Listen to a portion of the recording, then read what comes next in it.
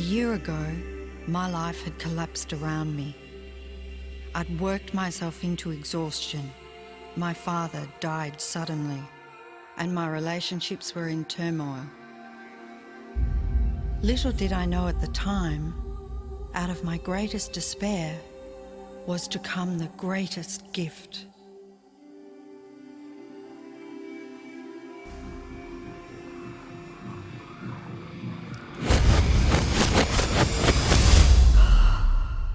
I'd been given a glimpse of a great secret.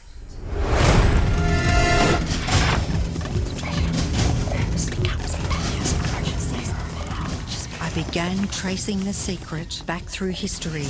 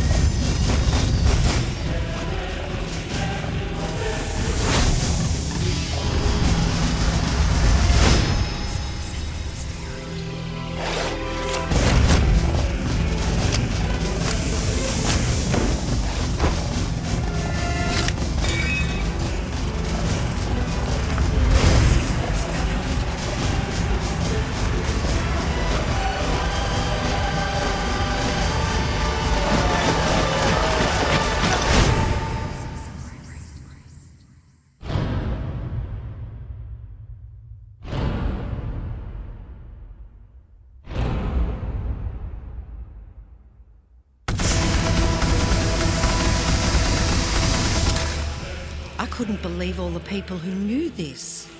They were the greatest people in history.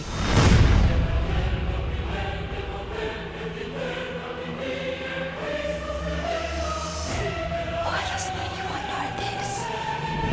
All I wanted to do was share the secret with the world. I began searching for people alive today who know the secret. One by one, they began to emerge.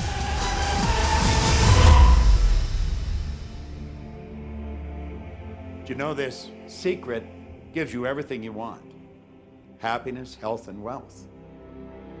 You can have, do, or be anything you want.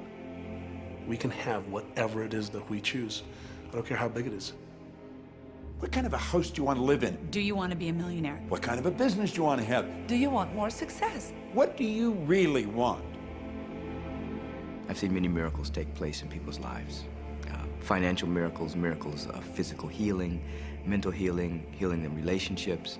All of this happened because of knowing how to apply the secret. This is the great secret of life.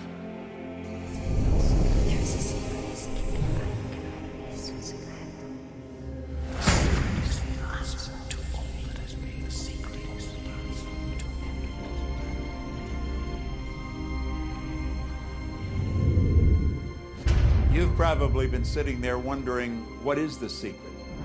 I'll tell you how I have come to understand it. We all work with one infinite power.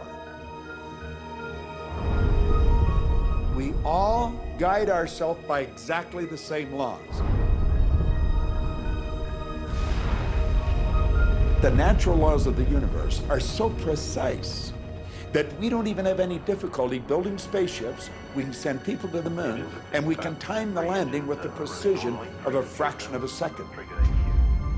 I don't care if you're in India, if you're in Australia, New Zealand, Stockholm, or London, or Toronto, or Montreal, or New York.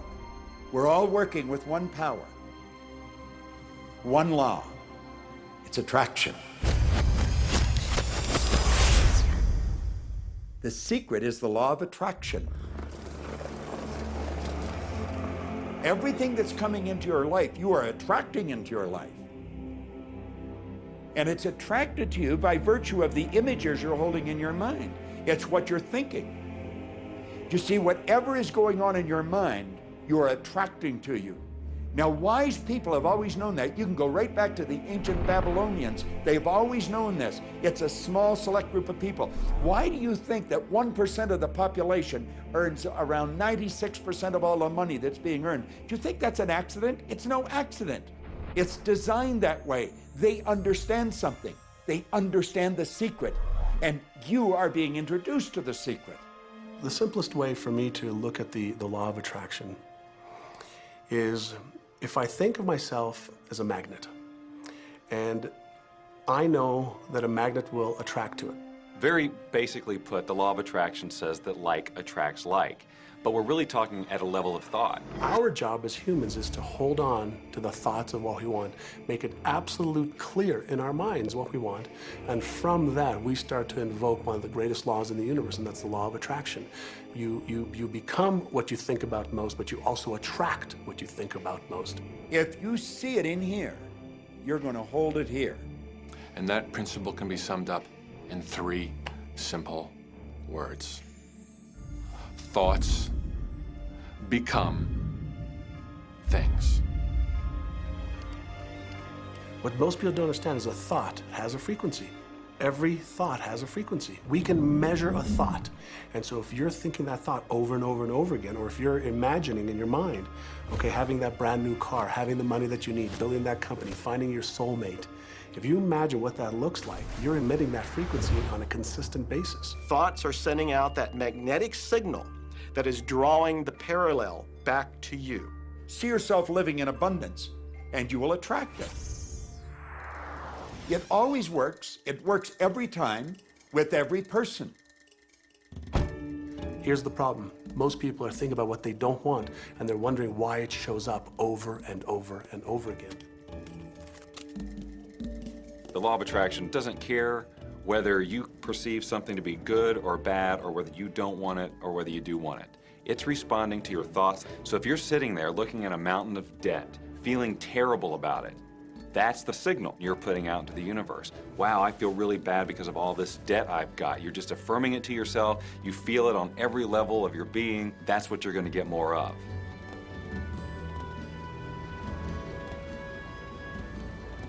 So when you're looking at that thing you want and you're saying yes to it, you're activating a thought. And the law of attraction is responding to that thought and bringing you things that match that. But when you are looking at something that you do not want and you shout no at it, you're actually not pushing it away. Instead, you're activating the very thought of what you do not want, and now law of attraction is lining those things up for you also. This is a universe that is based upon attraction. Everything is about attraction. The law of attraction is always working. Whether you believe it or understand it or not, it's always working. You might be thinking about the past or the present or the future, but whether you're remembering or observing or imagining, still in that process you are activating thought. And law of attraction, which is the most powerful law in the universe, is responding to your thought. Creation is always happening. Every time an individual has a thought or a prolonged, chronic way of thinking, they're in the creation process. Something is going to manifest out of those thoughts. Law of attraction says, we'll give you whatever it is you say and focus on. And so if you're complaining about how bad it is, what you're creating is more of how bad it is. Oh, look! I copied that!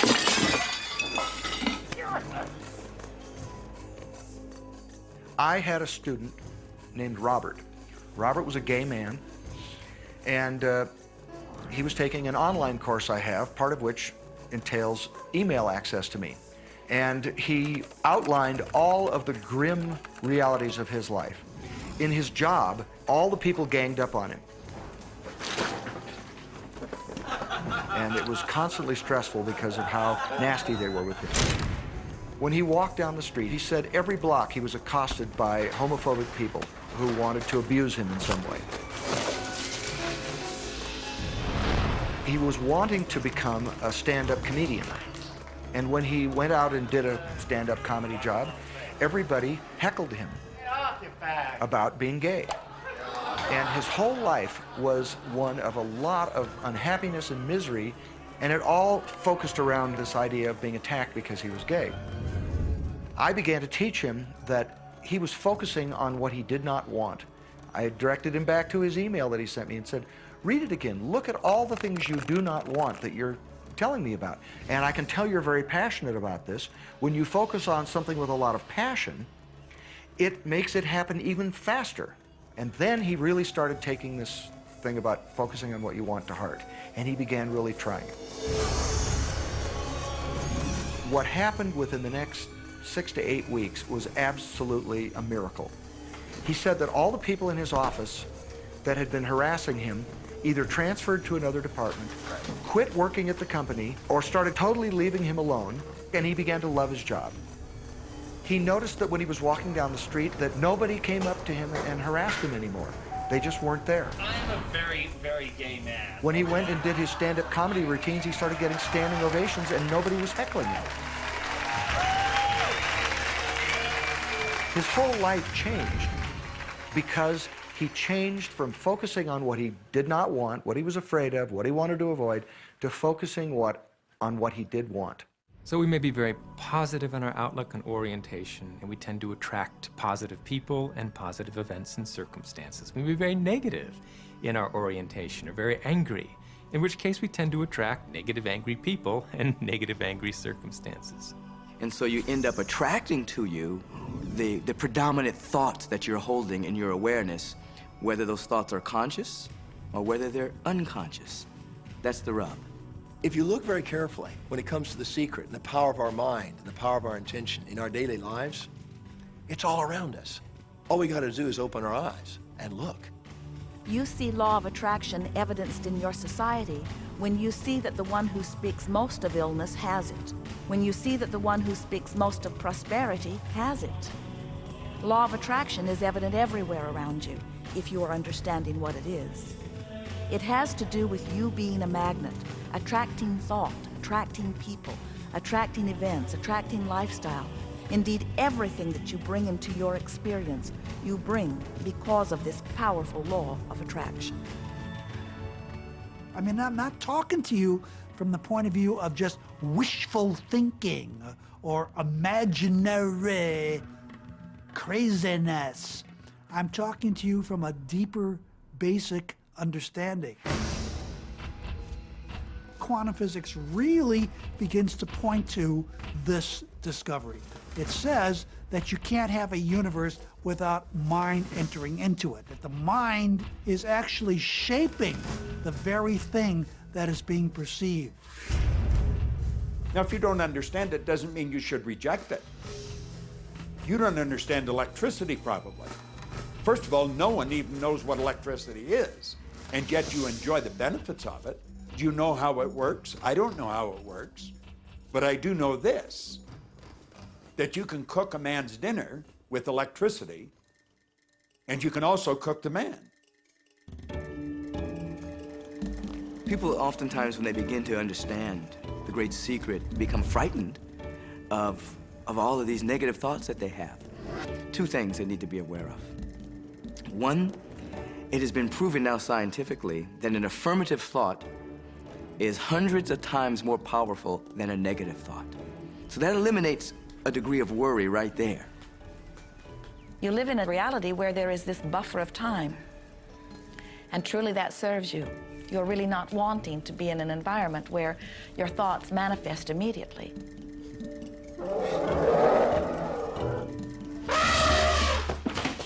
The evidence is long in coming, and that is really a good thing.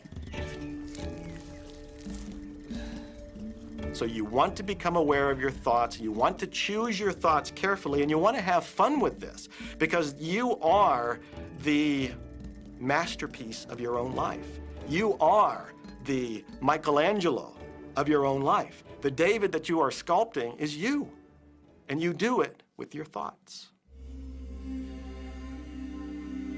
The leaders in the past who had the secret wanted to keep the power and not share the power. So they kept people ignorant of the secret. People went to work, they did their job, they came home. They were on a treadmill with no power because the secret was kept in the few. We live in a universe in which there are laws. Just as there's a law of gravity, if you fall off a building, it doesn't matter whether you're a good person or a bad person, you're gonna hit the ground. Everything that's around you right now in your life, including the things you're complaining about, you've attracted. Now, I know at first blush that's going to be something that you hate to hear. You know, you're going to immediately say, I didn't attract the car accident. I didn't attract this particular client. I didn't particularly attract the debt. I didn't attract whatever it happens to be that you're complaining about.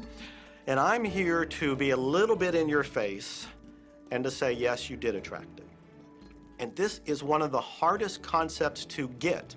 But once you've accepted it, it's life transforming. This is part of the overall giant secret here. And most of us attract by default. We just think that we don't have any control over it. Our thoughts are on autopilot, our feelings are on autopilot, and so everything is just brought to us by default. Now, if this is your first time to hear this, it may feel like, oh, I have to now monitor my thoughts. This is going to be a lot of work. It will seem like that at first, but that's where the fun begins. We do not encourage that you try to monitor your thoughts. That will sort of make you crazy. There are so many thoughts coming to you from so many different directions about so many different subjects. That's where your emotional guidance system comes in. Your emotions, your emotional guidance system is what helps you to understand what you're thinking. So your thoughts cause your feelings. The emotions are this incredible gift that we have to let us know what we're attracting. There are only two emotions from our perspective. One feels good and one feels bad. You call them all sorts of different things, but essentially, all of those negative emotions, whether you call it guilt or anger or frustration, all feel much the same. They do not feel good. And all of those are guidance saying that which you are thinking about right now is not in line with what you are really wanting. On another level, it's called bad frequency or bad vibes or whatever you want to call it. The one that feels good, that feeling of hope or happiness or love, that good feeling, that positive emotion, is guidance saying that which you are thinking right now is in alignment with what you are wanting. So it's really so simple. It's right there. The answer is, what am I attracting right now? Well, how do you feel? I feel good. Well, good. Keep doing that. Our feelings are a feedback mechanism to us about whether we're on track or not, whether we're on course or off course. The better you feel, the more in alignment you are. The worse you feel, the more out of alignment you are. What you are doing as you are moving through the variety of your day-to-day experience is you are offering thoughts that are literally formulating your future experience. And you can tell by the way you feel if the things that you're moving toward will please you when you get there.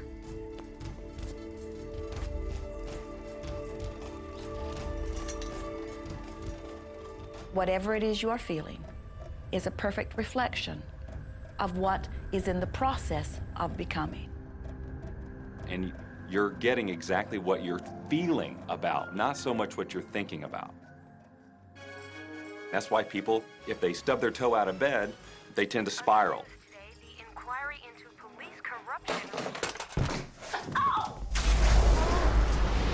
The whole day goes like that, you know. They have no clue that a simple shifting of their emotions can change their entire day and life. If you start out having a good day and you're in that particular happy feeling, as long as you don't allow something to change your mood, you're going to continue to attract, by the law of attraction, more situations, circumstances, people that sustain that happy feeling.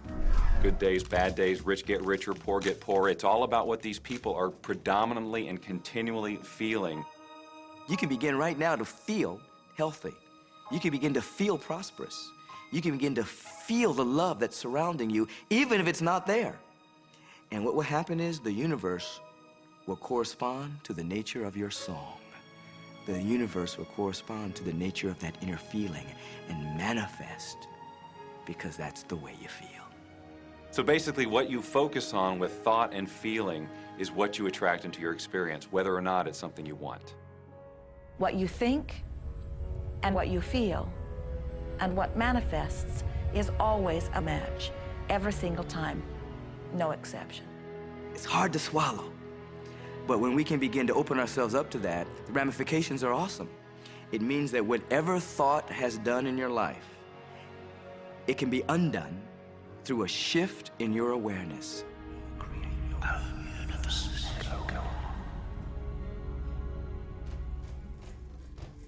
It's really important that you feel good, because this feeling good is what goes out as a signal into the universe and starts to attract more of itself to you. So the more you can feel good, the more you will attract the things that help you feel good, and it'll keep bringing you up higher and higher. When you're feeling down, do you know that you can change it like that? Put on a beautiful piece of music. Start singing. That'll change your emotion. Or think of something beautiful. Think of a baby. Maybe one you love. And dwell on it. Really keep that thought in your mind. Block everything out but that thought. I guarantee you'll start to feel good. This principle applies to your family pet, for instance, which I believe are wonderful because they put you in a great emotional state. When you feel love for your pet, that's a great state of love. It's going to bring goodness into your life. What a gift that is. And when you begin to get the hang of this, when you begin to guide your thoughts based upon the way they feel, and you begin to notice the correlation between what you're feeling and thinking and what's coming back to you, before you know it, you will know that you are the creator of your own reality. And those who are watching from a distance will stand in amazement at the perfect life you live. Since I learned the secret and started applying it to my life has truly become magical. I think the kind of life that everybody dreams of, and I live on a day-to-day basis. I live in a $4.5 million mansion. I have a wife to die for. I get to vacation in all the fabulous spots of the world. I've climbed mountains, I've explored, I've been on safaris. And all of this happened and continues to happen because of knowing how to apply the secret. Life can be absolutely phenomenal, and it should be, and it will be, when you start using the secret.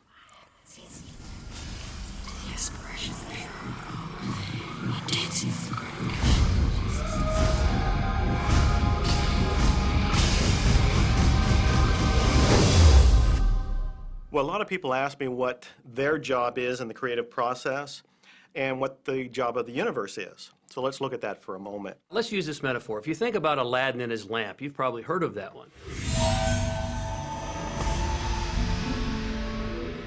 I mean, Aladdin picks up the lamp and he dusts it off, and out pops the genie.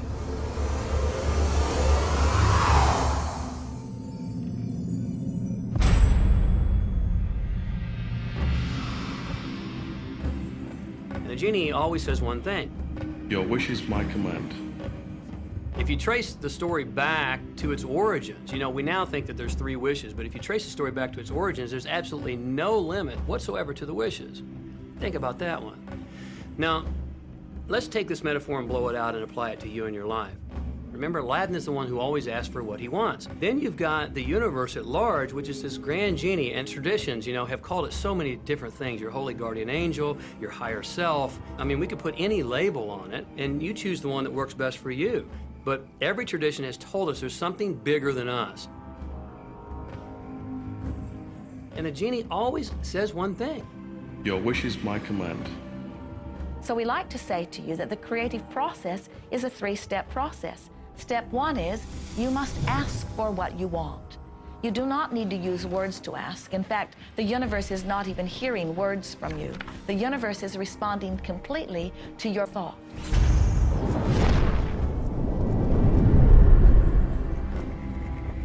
What do you really want?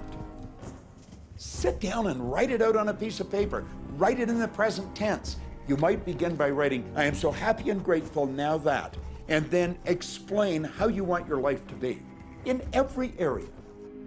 And this is really fun. This is like having the universe as your catalog, and you flip through it and you go, well, I'd like to have this experience, and I'd like to have that product, and I'd like to have a person like that. It is you just placing your order with the universe. It's really that easy. The second step is answer, an answer to what you're asking. And that is not your work in your physical form. The universe will do that step for you. All of the universal forces are responding to the thoughts that you have set into motion. Your wish is my command. And the universe will start to rearrange itself to make it happen for you. Most of us have never allowed ourselves to want what we truly want because we can't see how it's going to manifest. If you do just a little research, it is going to become evident to you that anyone that ever accomplished anything did not know how they were going to do it. They only knew they were going to do it. You don't need to know how it's going to come about. You don't need to know how the universe will rearrange itself. You don't know how. It'll be shown to you. You will attract the way. So then our friends say, something must be going terribly wrong because I know I am asking, so where's my stuff? And we say, you are asking. You are completing step one. You can't help but do that. The universe is answering every time, no exception. But there is another step that you must understand, and it is called step 3, which is the receiving step, which means you must bring yourself into alignment with what you're asking for. When you're in alignment with what you want, you feel wonderful. That's what enthusiasm is. That's what joy is. That's what appreciation is. That's what that feeling of passion is. But when you are feeling despair or fear or anger, those are strong indicators that you are not right now in alignment with what you're asking for. And so when you begin to realize that the way you feel is everything, and you begin to direct your thoughts based upon how they feel, little by little, you can find the feeling place of it, and now you are one with it, and now it must manifest into your experience.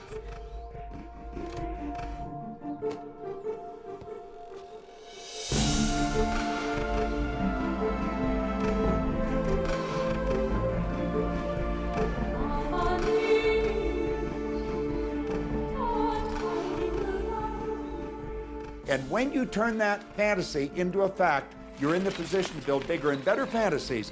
And that, my friend, is the creative process. So the law of attraction, the study and practice of the law of attraction is just figuring out what will help you generate the feelings of having it now. Go test drive that car. Go shop for that home. Get in the house. Do whatever you have to do to generate the feelings of having it now and remember them.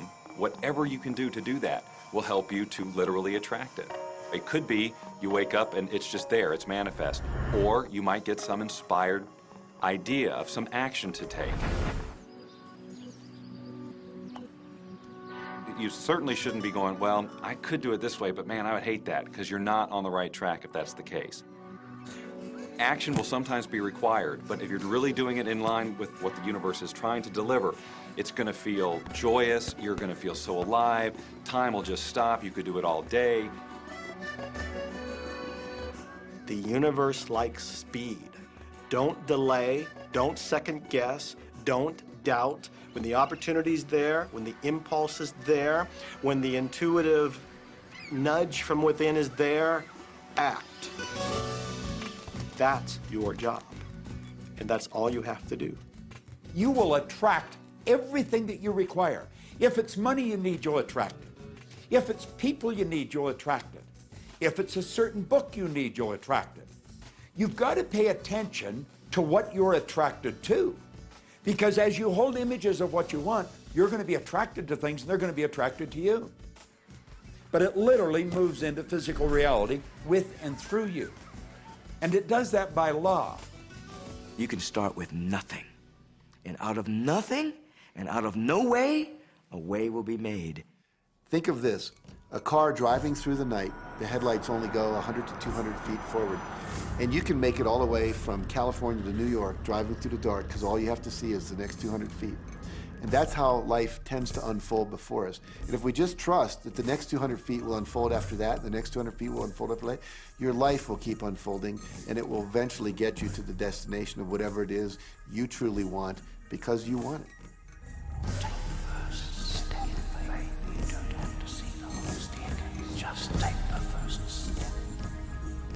Well, another thing people wonder about is how long is this going to take?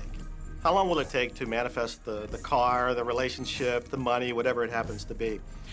Well, I don't have any rule book that says it's going to take you 30 minutes or 3 days or 30 days. I think it's more a matter of you being in alignment with the universe itself. Size it's nothing to the universe. It is no more difficult to attract on a scientific level something that we consider huge to something that we consider infinitesimally small. The universe does everything it does with zero effort. Grass doesn't strain to grow. It's effortless. It's just this great design. It's all about what's going on up here. It's about what we put in place, saying this is big, it's going to take some time. This is small, oh, I'll give it an hour. You know, those are our rules that we define. There are no rules according to the universe. You provide the feelings of having it now, it will respond. Some people have an easier time with little things, and so we sometimes say, well, start with something small, like a cup of coffee. Make it your intention to attract a cup of coffee today. Hold an image of talking to an old friend that you haven't seen for a long time. Somehow or another, somebody's going to start talking to you about that person. That person's going to phone you, or you'll get a letter from them.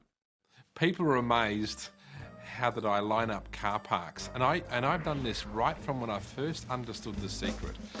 I would visualize a car space exactly where I want it, and 95% of the time it would be there for me, and I just pull straight in. 5% of the time I have to wait just a minute or two, and the person would pull out and I'd pull in. So I do that all the time.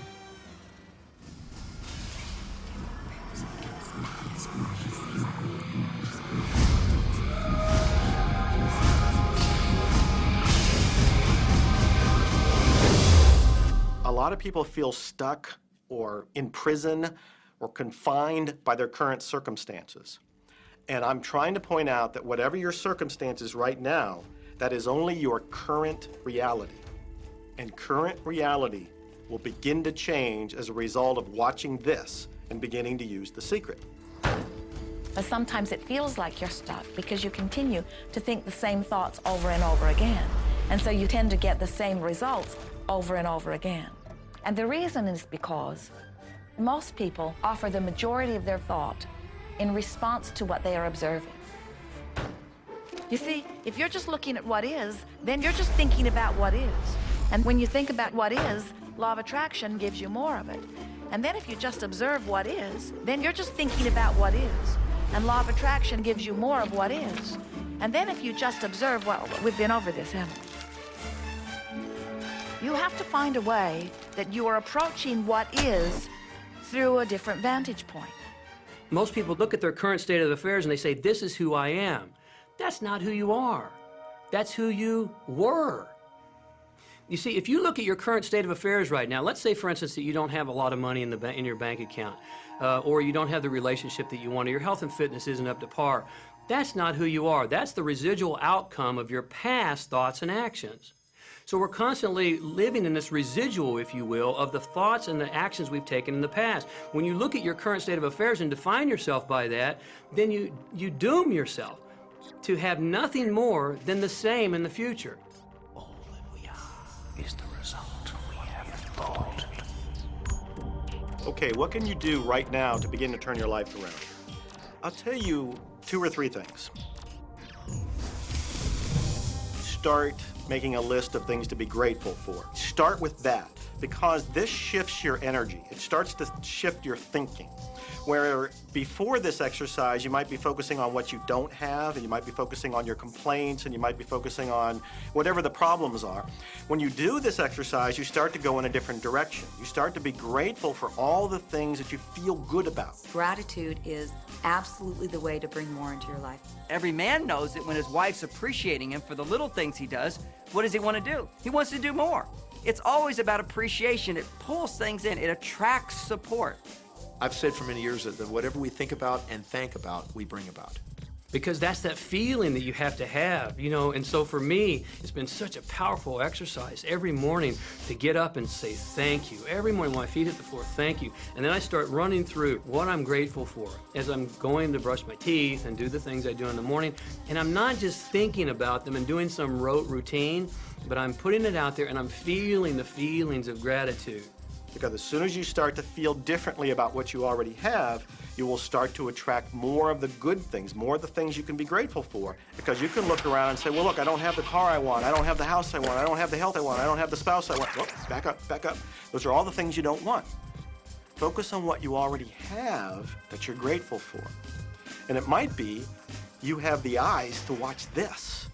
It might be the clothes that you have. Yes, you might prefer something else, and you might get something else pretty soon if you start feeling grateful for what you have. I think everybody goes through times when they say, oh man, things aren't working right, or things are going bad, and there were some things going on in my family, and I found a rock. I was just sitting here holding this rock. You might see me carrying around. I found a rock. I stuck it in my pocket. And I said, you know what? Every time I touch this rock, I'm going to think of something that I'm grateful for. And so every morning when I get up in the morning, I pick it up off the dresser, I put it in my pocket, and I go through the things that I'm grateful for. At night, what do? You empty your pocket, and there it is again. And I've had some different experiences with that. I've had some amazing experiences. I had a guy from South Africa, and he saw me drop it. He said, what is that? Well, what's that? I explained it to him, so he started calling it a gratitude rock. Gratitude rock. 2 weeks later, I got an email from him from South Africa. And he said, my son is dying from a rare disease. It's a type of hepatitis. He said, would you send me 3 gratitude rocks? Now, they're just rocks I found off the street, you know? So I said, sure. I had to make sure that the rocks were very special. And so I went out to the stream, looked, picked out the right rocks, and sent them off to him. 4 or 5 months later, I get an email from him. He said, my son's better. He's doing terrific. And he said, but you need to know something. He says, we've sold over 1,000 rocks at $10 a piece as gratitude rocks, and we've raised all this money for charity. Thank you very much. And so it's very important to be in an attitude of gratitude, as I call it. Another thing that I would suggest that you do right now to turn your life around, and this is so huge that I can't find the words to describe just how powerful this can be for you.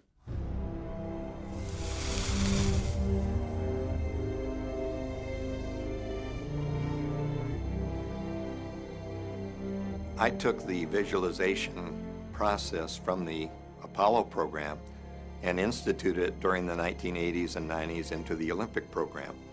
And it was called visual motor rehearsal. When you visualize, then you materialize.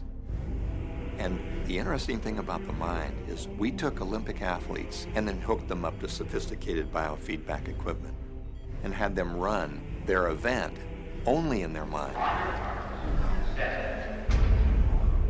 Incredibly, the same muscles fired in the same sequence when they were running the race in their mind as when they were running it on the track. How could this be? Because the mind can't distinguish whether you're really doing it or whether it's just a practice. I think if you've been there in the mind, you'll go there in the body. When you're visualizing, when you've got that picture playing out in your mind, always and only dwell upon the end result.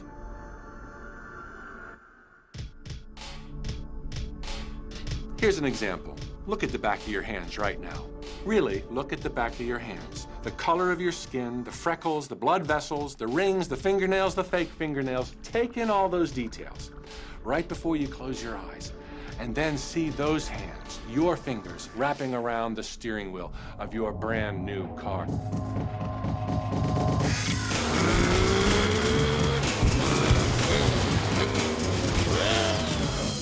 This is such a holographic experience, so real in this moment, that you don't even feel like you need the car because it feels like you already have it. It's the feeling that really creates the attraction, not just the picture or the thought. And I think for a lot of people, they think, well, if I think positive thoughts, or if I visualize having what I want, that'll be enough.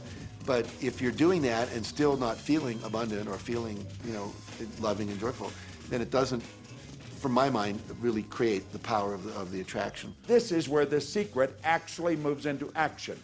You put yourself in the feeling place of really being in that car, not, oh, I wish I could get that car, or someday I'll have that car, because that's a very definite feeling associated with that. It's not in the now, it's not, you know, it's in the future. If you stay in that feeling, it will always be in the future. Feel the joy, feel the happiness, no matter how silly it seems in that dark and quiet room, and you're going, woohoo! Do it! A lot of people will say, you know, come on, do I have to do that? How bad do you want change?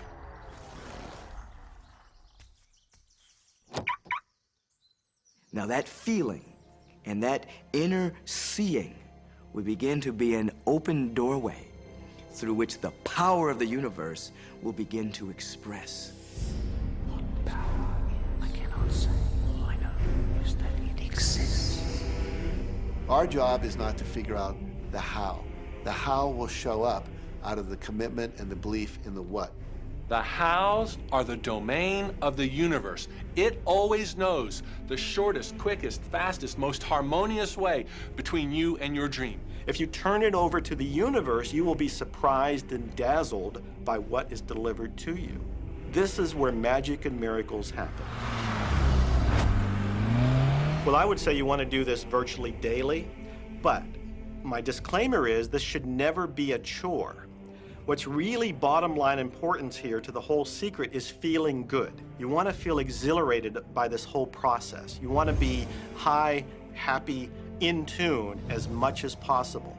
The only difference between people who really are living this way and people who aren't, living in the magic of life, is that the people who are living in the magic of life have habituated ways of being. They have habituated this process, and magic happens with them wherever they go because they remember it and they do it all the time, not as a one-time event.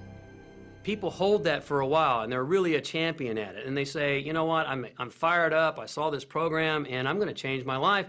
And yet, you know, results aren't showing, and beneath the surface, it's just about ready to break through. And someone will look at the surface results and go, this stuff doesn't work. And you know what? The universe says, your wish is my command. And it goes down. You know, knowing the law of attraction, I wanted to really put it to use and to see if it was, you know, what would happen. And in 1995, I started to create something called a vision board, where I take something that I would want to achieve or something that I want to attract, like a car or a watch or the soulmate of my dreams, and I'd put a picture of what I wanted up on this board called the vision board.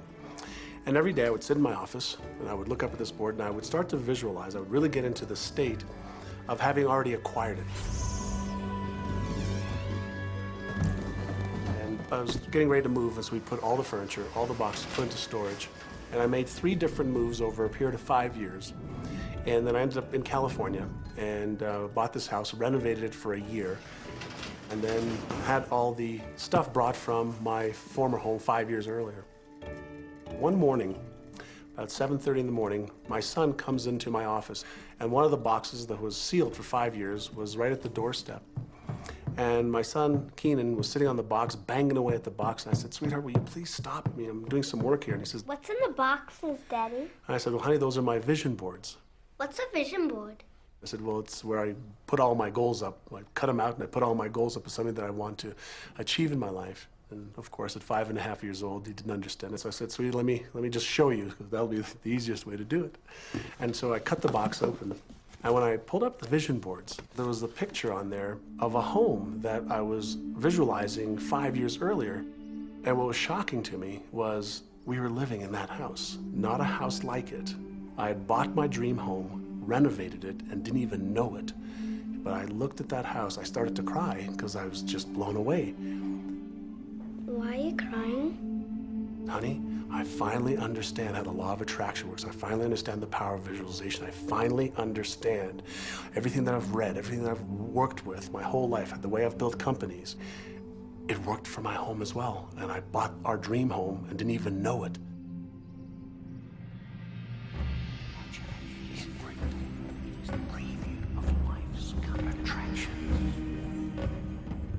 Decide what you want.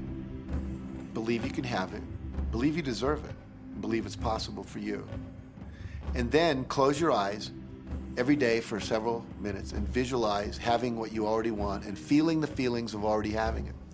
Come out of that and focus on what you're grateful for already. And really enjoy it, okay? And then go into your day and release it to the universe and trust that the universe will figure out how to manifest it.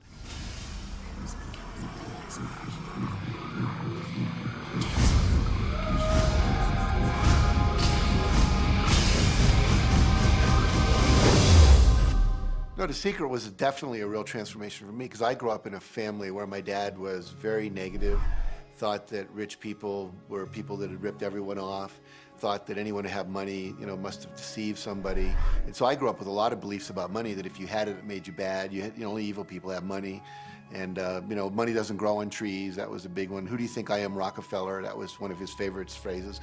So I grew up truly believing that life was difficult, that it was hard, you had to struggle. And it was only when I met W. Clement Stone that I literally began to shift my life. Whatever the mind of man can conceive and achieve. When I was working with Stone, he said, I want you to set a goal that's so big that if you achieved it, it would blow your mind. And you would know it's only because of what I've taught you that you would have achieved this goal. Well, at the time, I was making about $8,000 a year. And for some reason, I wanted something that was really measurable. So I said, I want to make $100,000 in a year. And I had no idea how I could do that. I saw no strategy, no possibility, but I just said, I'm going to declare that, I'm going to believe it, I'm going to act as if it's true, and release it. And so I did that. And one of the things he taught me was every day to close your eyes and visualize the goal as if it's already achieved. And I had actually made a $100,000 bill that I put on the ceiling. So the first thing I'd see when I woke up, I'd look up and there it was, and it would remind me that this was my intention. And then I would close my eyes and visualize having this $100,000 a year lifestyle. And interestingly enough, nothing major happened for about 30 days. You know, I didn't have any great breakthrough ideas, no one was offering me more money. And all of a sudden, I was in the shower, it was about 4 weeks into it, and I had a $100,000 idea. It just came right into my head. I had a book I had written, and I said, if I could sell 400,000 copies of my book at a quarter each, that'd be $100,000. Now, the book was there, but I never had this thought. And one of the secrets, I think, is that when you have inspired thought, you have to trust it, and you have to act on it. Now, I didn't know how to do that. I didn't know how I was going to sell 400,000 copies. We'd never done that. And then I saw the National Enquirer at the supermarket. I had seen that millions of times, and it was just background.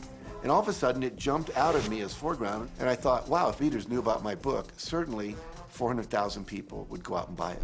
And about 6 weeks later, I gave a talk at Hunter College in New York to 600 teachers, and this lady comes up at the end and she says, that was a great talk. I'd like to interview you. Let me give you my card. And I said, who do you write for? I'm a freelancer, but I sell most of my stuff to the National Enquirer. You know, and I had this little theme from the Twilight Zone went off in my head. Na, na, na, na, na, na, na. Like, whoa, this stuff's really working.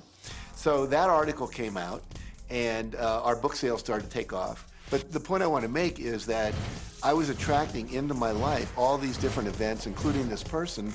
And to make a long story short, I did not make $100,000 that year. We made $92,327. But do you think we were like depressed and going, this doesn't work? No, we were going, whoa, this is amazing. And so my wife said to me, wow, if it works for 100,000, you think it'd work for $1 million? And I said, I don't know, I think so, let's try it. My publisher actually wrote me a check as a royalty check for our first Chicken Soup for the Soul book.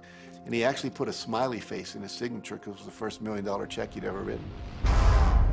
And so I know from my own experience, because I wanted to test it, does this secret really work? And when we put it to the test, it absolutely worked.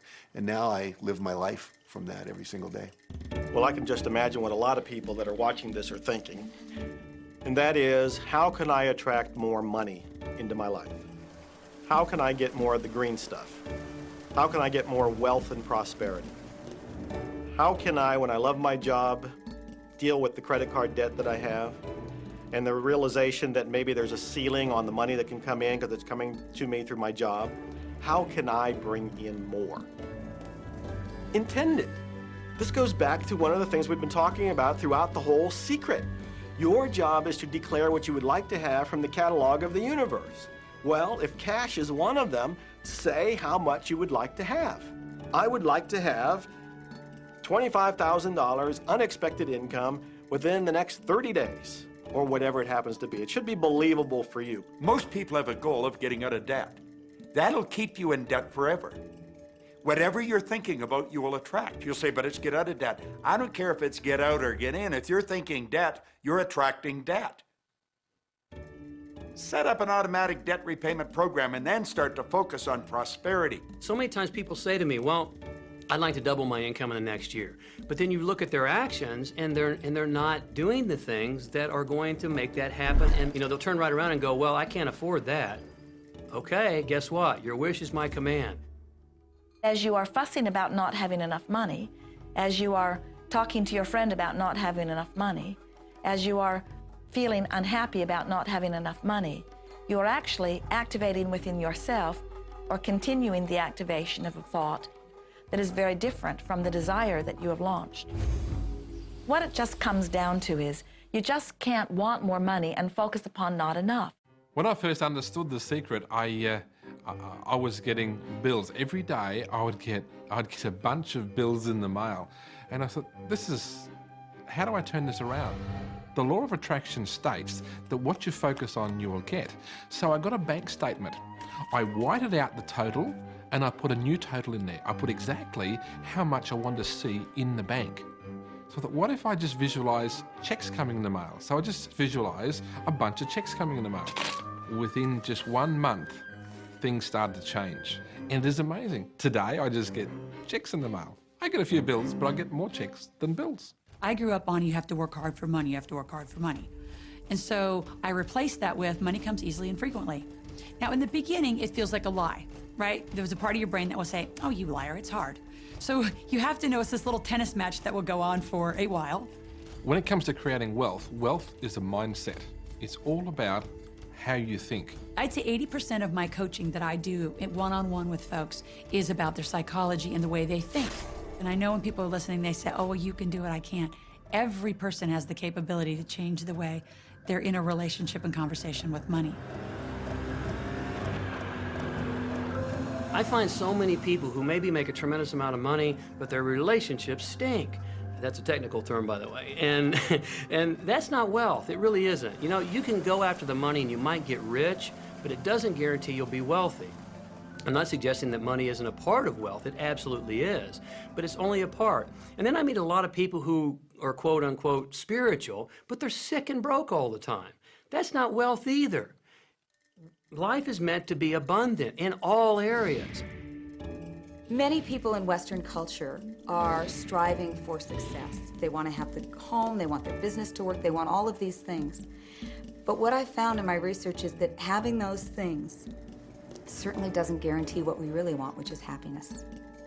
And that's when all those outer things come. They don't come from going after them first to get happiness. It's backwards. You go for the sense of inner joy, of inner peace, of inner vision first, and then all the other things from the outside appear.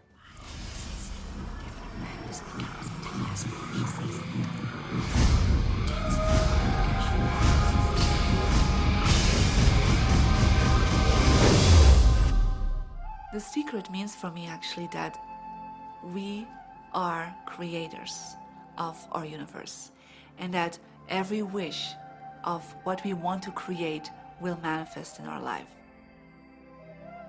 Therefore, it's very important what you wish, what your thoughts are, what your feelings are, because it will manifest. Now, one day I went into somebody's home, and he was an art director of a very famous film producer. And in every corner, he had this beautiful image of a woman, a naked woman dressed with a fabric, kind of doing this, kind of saying, oh, I don't look at you, I don't see you, And I said, I think you have trouble in your romance. Are you a clairvoyant or something? No, but look, 7 places you have exactly that woman. But I love that kind of painting. I painted it myself. That's even worse, I said, because you put all your creation and your creativity in it. Now, he's this gorgeous-looking man. He has all these actresses around him because that's the work he does. He doesn't get romance. I said, what do you want? Well, I want to date 3 women a week. Okay, paint yourself with 3 women and hang it in every corner.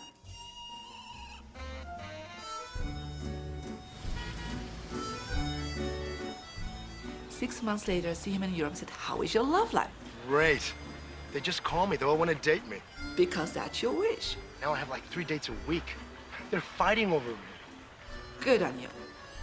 But I really want to stabilize a little bit. I want marriage, and I want romance. Well, paint it, okay? So he painted a beautiful romantic relationship. And a year later, he got married and is very happy. Because he put another wish out. But he wished it in himself for years, but it did not happen. Because his wish could not manifest because the outer level of himself, his house, was just contradicting himself all the time. So if you know this knowledge, you should start playing with it.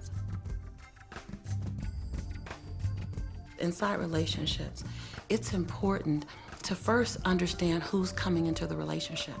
And I don't mean about your partner, I mean about you. How can you ever expect anyone else to enjoy your company if you don't enjoy your own company? And so, again, the law of attraction or the secret is about bringing that into your life, and you've got to get really, really clear. Here's the question I would ask you to consider. Do you treat yourself the way that you want other people to treat you? You become the solution for you. Don't like, now you owe me and you need to give me more. Instead, give more to yourself. Take time off to give to yourself, in a sense, to fill yourself up to fullness, to where now you can overflow in giving. I got into many relationships expecting my partner to show me my beauty. I needed to see him showing me my beauty because I didn't feel beautiful. Because when I was growing up, my sheroes were Charlie's Angels, or the Bionic Woman, Wonder Woman. And though they were wonderful women, none of them looked like me. It wasn't until I stopped and I fell in love with Lisa, full lips, round hips, mocha skin, afro, that the rest of the world began to fall in love with Lisa. There's something so magnificent about you. I have been studying me for 44 years. I want to kiss myself. Because you're going to get to love yourself. I'm not talking about conceit. I'm talking about a healthy respect for yourself. And as you love yourself, you'll love others. Sometimes people will say, those people at work are so negative, or the man I live with is so angry, or my children are so worrisome to me. And we say, you must orient yourself to the best part of those people who surround you. We encourage that you get a notebook and that you make a list of the positive aspects of the people that you spend a lot of time with.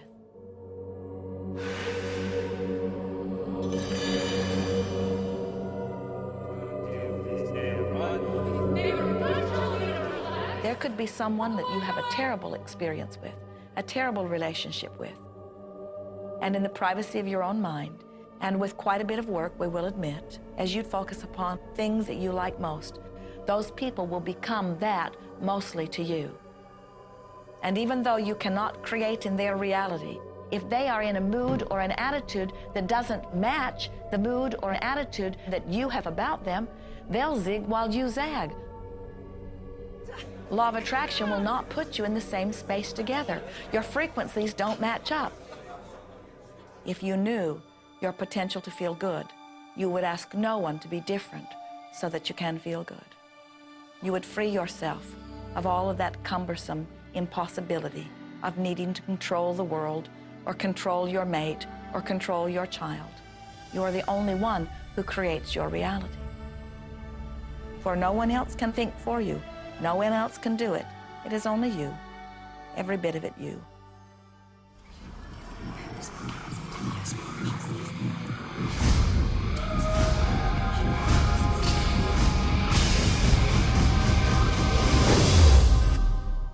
It's important to recognize that our body is really the product of our thoughts.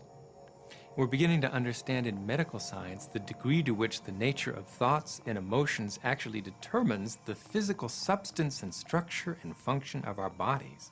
We've known in the healing arts of a placebo effect.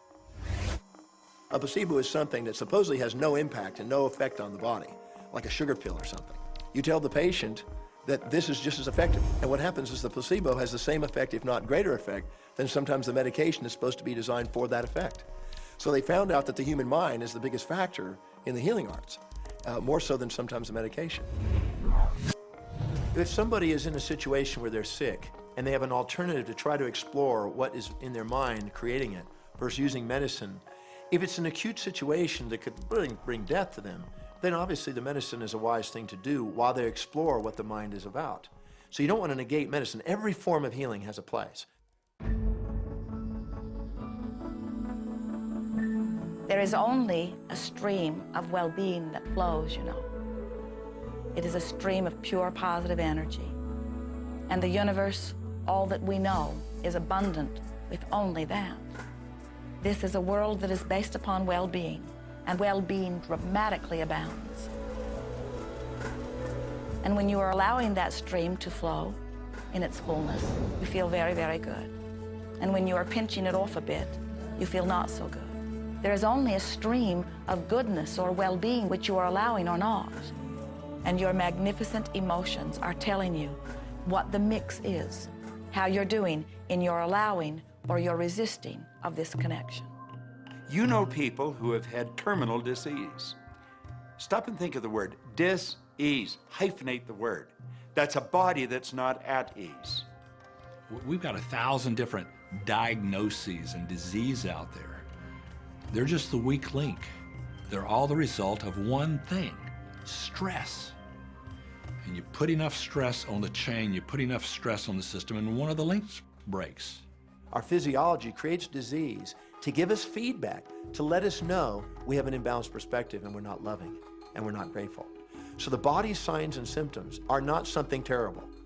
The question that's frequently asked is when a person has manifested a disease in their body temple or some kind of discomfort in their life, through the power of right thinking, can it be turned around? And the answer is absolutely yes. On November 23rd, I was diagnosed with breast cancer. I truly believed in my heart, with my strong faith, that I was already healed.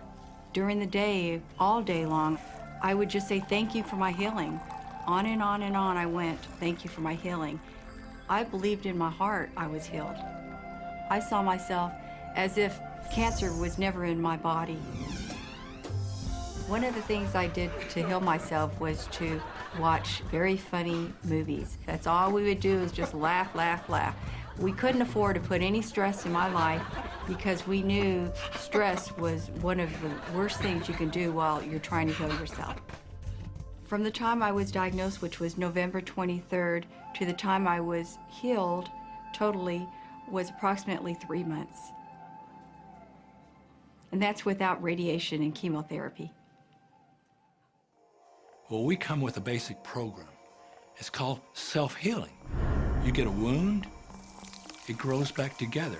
You get a bacterial infection, the immune system comes and takes care of those bacteria and heals it up. The immune system is made to heal itself. Dis-ease cannot live in a body that's in a healthy emotional state. Your body is casting off millions of cells every second, and it's creating millions of new cells. In fact, literally, parts of our body are replaced every day. Other parts take a few months, other parts a couple of years. But within a few years, we have a brand new physical body. If you have a disease and you're focusing on it and you're talking to people about it, you're going to create more disease cells. See yourself living in a perfectly healthy body. Let the doctor look after the disease. Can you feel the difference between having painful arthritis in your hips and feeling fearful about it, or having painful arthritis in your hips and feeling hopeful about it? The difference between fearful and hopeful is the difference between recovery or not. Happier thoughts lead to essentially a happier biochemistry, a happier, healthier body. Negative thoughts, stress, have been shown to seriously degrade the body and the functioning of the brain, because it's our thoughts and emotions that are continuously reassembling, reorganizing, recreating our body. Remove physiological stress from the body, and the body does what it was designed to do. It heals itself. I've seen kidneys regenerated. I've seen cancer dissolved. I've seen eyesight improve and come back. I always say that incurable means curable from within.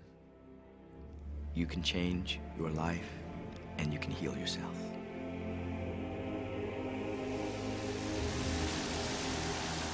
Well, my story begins on March 10, 1981. It really changed my whole life. It was a day I'll never forget. I crashed an airplane.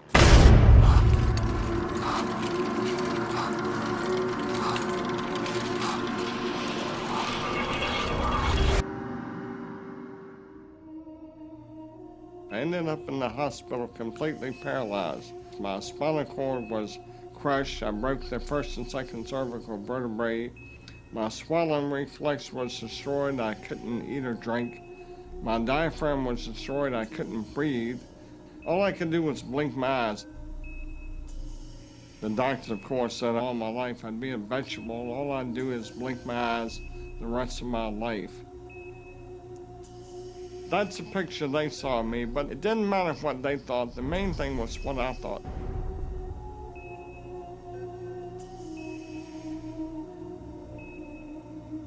I picture myself being a normal person again, walking out of that hospital.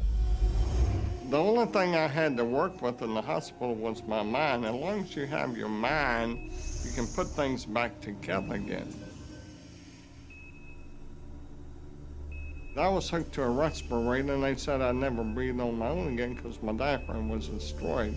But this little voice kept saying to me, breathe deep, breathe deep.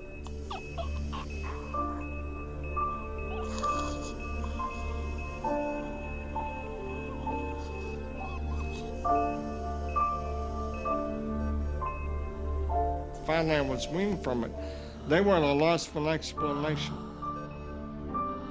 See, I could not afford to allow anything to come in my mind that would distract me from my goal and from my vision.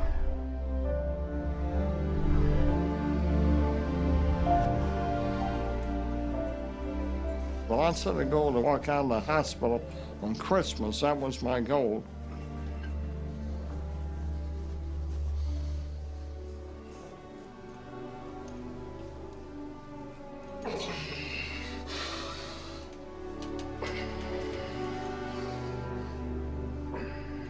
Months later, I walked out of the hospital on my own 2 feet. They said it couldn't be done. That's a day I will never forget. For people that are sitting out there right now watching this program that are hurting, if I wanted to sum up my life and sum up for people what they can do in life, I would sum it up this way in 6 words. Man becomes what he thinks about.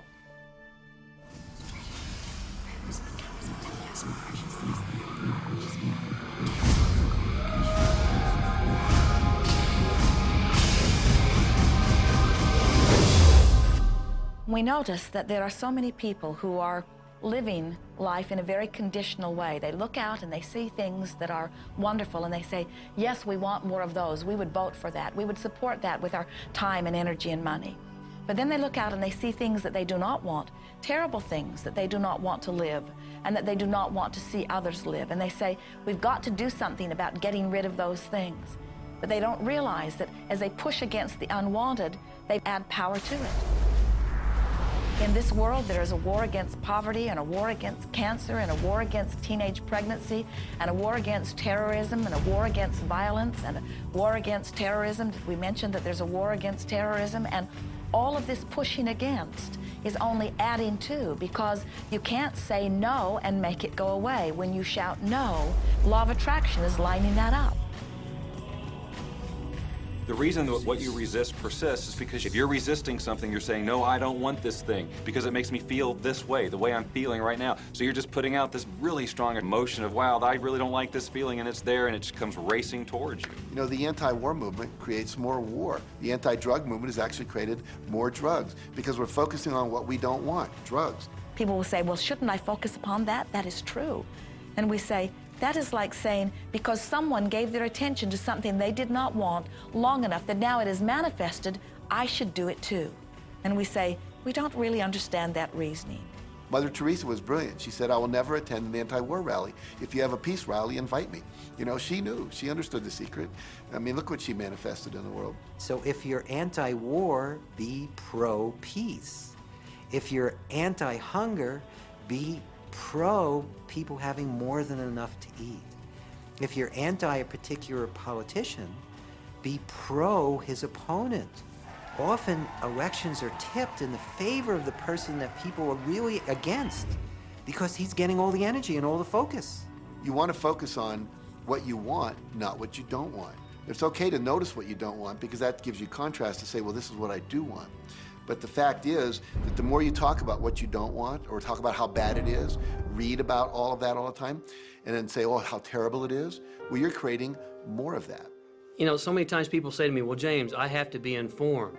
Maybe you have to be informed, but you don't have to be inundated. Learn to become still and to take your attention away from what you don't want and all the emotional charge around it and place the attention on what you wish to experience. I always say when the voice and the vision on the inside become more profound and more clear and loud than the opinions on the outside, you've mastered your life. You are not here to try to get the world to be just as you want it to be. You are here to create the world around you that you choose, while you allow the world as others choose it to be, to exist also.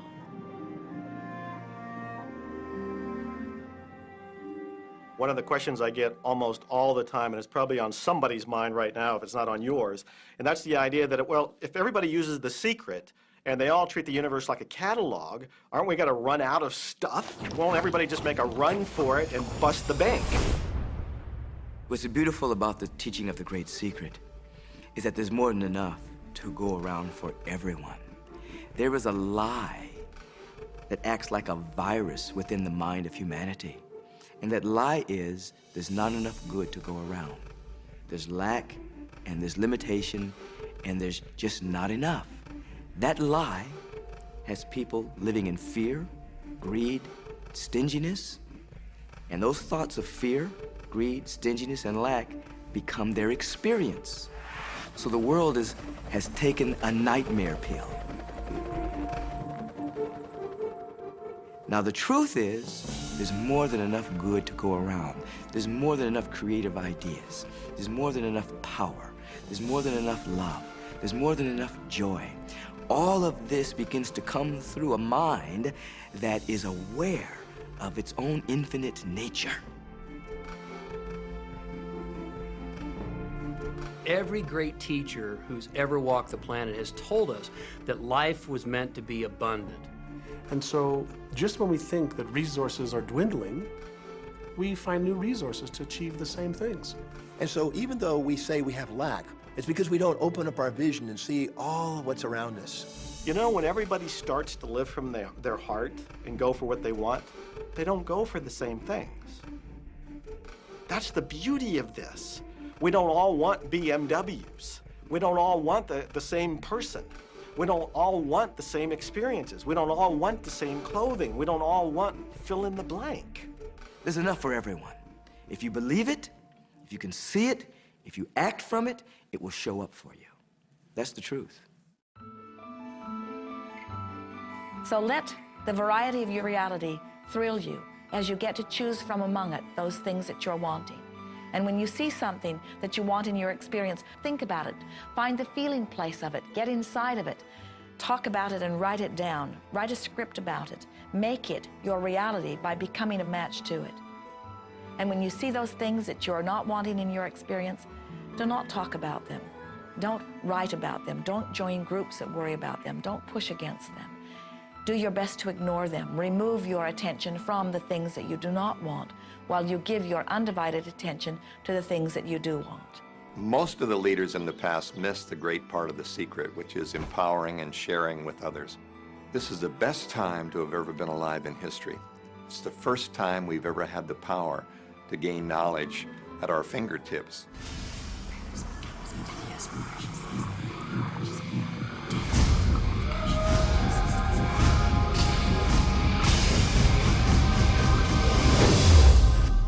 When we look around us, even at our own bodies, what we see is the tip of the iceberg.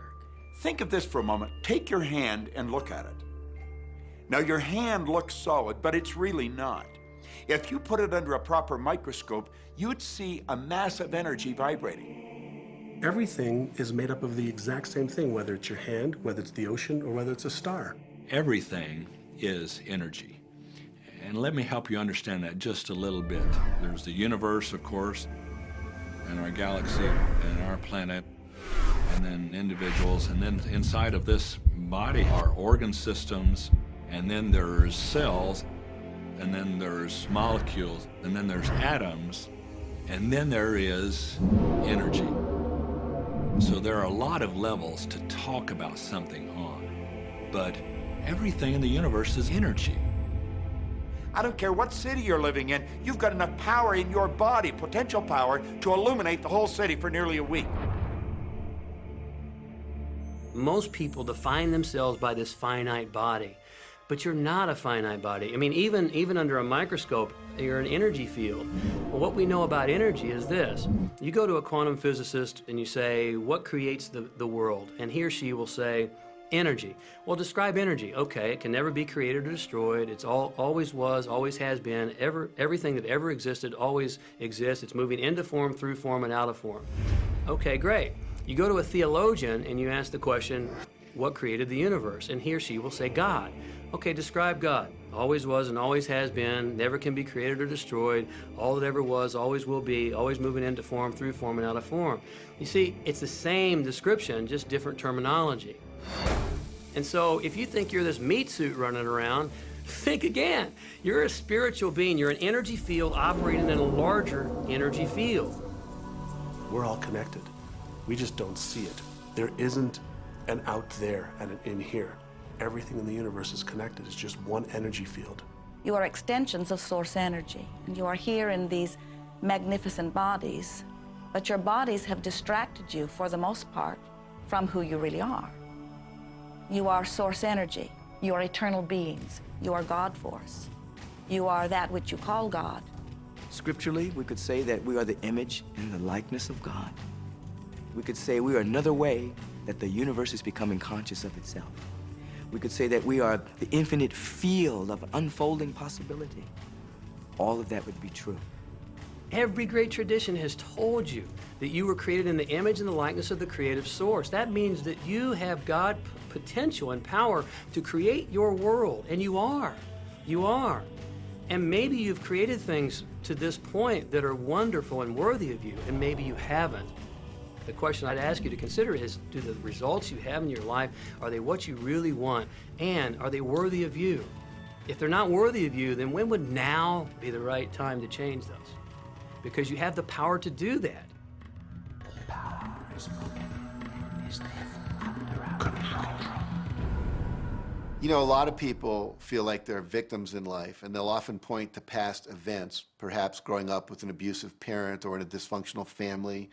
And I would add as a parenthesis here that most psychologists believe that about 85% of families are dysfunctional. So it's like all of a sudden you're not so unique. My parents were alcoholics, my dad abused me, my mother divorced him when I was 6. From the age of 13 to 18, I was involved in street gangs. I had a severe motorcycle accident. I was homeless at one point in Dallas.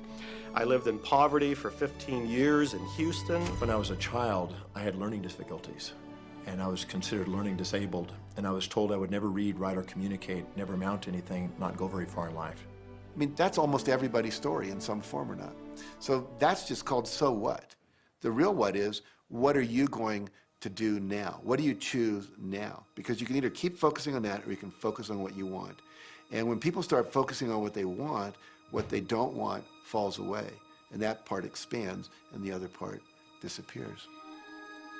We are wanting you to come to the place where you're beginning to offer your thought deliberately, where you're guiding your thoughts on purpose, where you are the creator of your own experience because you are the manager of your own thoughts. The beautiful thing about the law of attraction is that you can begin where you are, and you can begin to think, real thinking, and you can begin to generate within yourself a feeling tone of harmony and happiness. The law will begin to respond to that.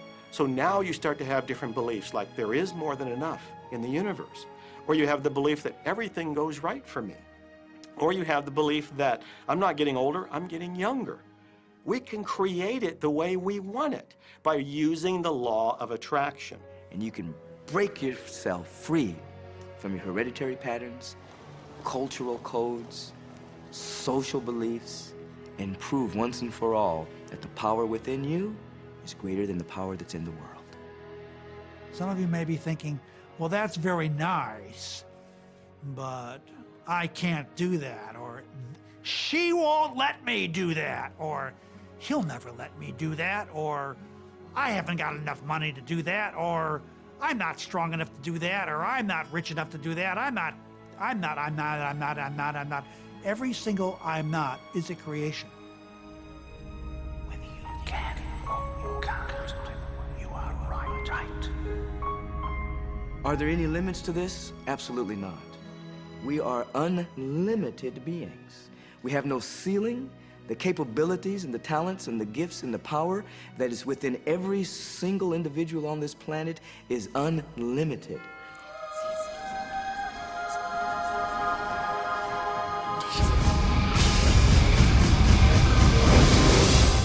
There is no blackboard in the sky on which God has written your purpose, your mission in life.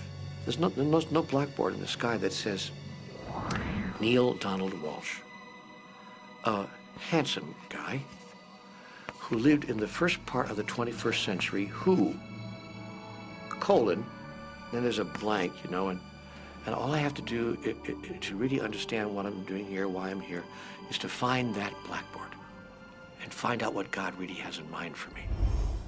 But the blackboard doesn't exist. So your purpose is what you say it is. Your mission is the mission you give yourself. Your life will be what you create it as, and no one will stand in judgment of it, now or ever. It took a lot of years for me to get this, because I grew up very much with this idea that, you know, there was something I was supposed to do, and if I wasn't doing it, I was like, God wouldn't be happy with me, you know? When I really got that my primary aim was to feel and experience joy, then I began to do only those things which brought me joy. We have a saying, you know, if it ain't fun, don't do it, you know? Joy, love, freedom, happiness, laughter. That's what it is.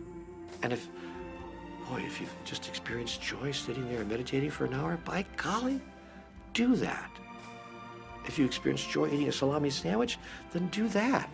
When I pet my cat, I'm in a state of joy. When I walk in nature, I'm in a state of joy. So I want to constantly put myself in that state. And when I do that, then all I have to do is have the intention of what I want, and what I want manifest. So inner happiness actually is the fuel of success. Anything that makes you feel good is always going to be drawing in more. You are listening to this right now. It's you that drew this into your life. It's your choice whether you want to take it and utilize it. If it feels good, if it doesn't feel good, then you know, let it go. Find something that feels good, that resonates with your heart.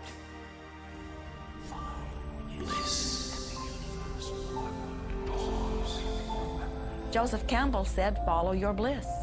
We think those are the best words we have ever heard spoken from a human tongue. And if one could follow one's bliss, you would follow the trail to abundance and well-being on all subjects. Enjoy life with us, because life is phenomenal. It's a magnificent trip. You will live in a different reality, a different life, and people will look at you and say, "What do you do different than me?" Well, the only thing that is different is that you work with the secret. And then you can do and have and be things that people would say that's impossible for you to do and have and be. We're really now moving into a new era. It's the era where the last frontier is not space, as Star Trek would say, but it's going to be mind. I see a future of unbounded potential, unbounded possibilities. Remember, we're using at most 5% of the potential of the human mind. 100% human potential is the result of proper education. So imagine a world where people were using their full mental and emotional potential. We could go anywhere, We could do anything, achieve anything. See yourself with the good that you desire. Every religious book tells us that. Every great book on philosophy, every great leader, all the avatars who have ever lived. Go back and study the wise ones. Many of them have been presented to you in this program. You know what? They all understood one thing. They understood the secret. Now you understand it. And the more you use it, the more you'll understand it. You may be feeling that it would be easier to be hearing these words if they had come to you the first day of your experience upon this earth. And if we were talking to you on your first day of physical life experience, we would say to you, welcome to planet Earth.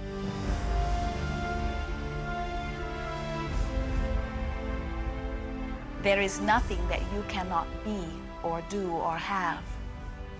You are a magnificent creator, and you are here by your powerful and deliberate wanting to be here. Go forth, giving thought to what you are wanting, attracting life experience to help you decide what you want. And once you have decided, giving thought only unto that. Most of your time will be spent collecting data that will help you decide what it is you want. But your real work is to decide what you want and then to focus upon it. For it is through focusing upon what you want that you will attract it. That is the process of creating. I believe that you're great, that there's something magnificent about you. Regardless of what has happened to you in your life, regardless of how young or how old you think you might be, the moment you begin to think properly, there's something that is within you, there's power within you that's greater than the world, it will begin to emerge. It will take over your life. It will feed you. It will clothe you. It will guide you, protect you, direct you, sustain your very existence if you let it. Now that is what I know for sure.